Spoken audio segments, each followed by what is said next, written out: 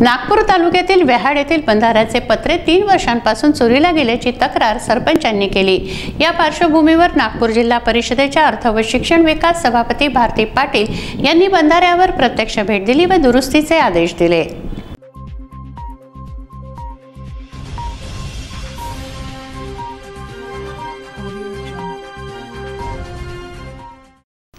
नागपूर तालुक्यातील व्याहाड येथील बंधाऱ्याचे पत्रे 3 वर्षापासून चोरीला गेले असून 2 वेळा या बंधाऱ्याला पत्रे लावण्यात आले होते।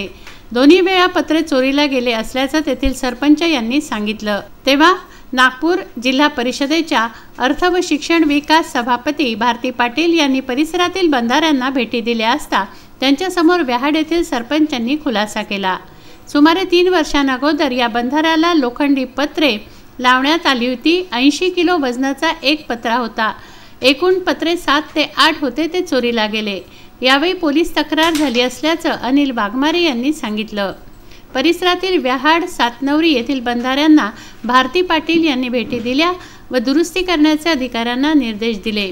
लघुपाट बंधाऱ्याचे अभियंता राव शेख, पंचायत समिती सदस्य अविनाश पारधी, राजू पारधी, व्याहाडचे सरपंच विठोबा काळे, माजी सरपंच अनिल वाघमारे, अरुण मोरे, डॉक्टर पवन भागवत, विजय चौधरी, रवींद्र मोहोळ, राजू चौधरी आदी उपस्थित होते।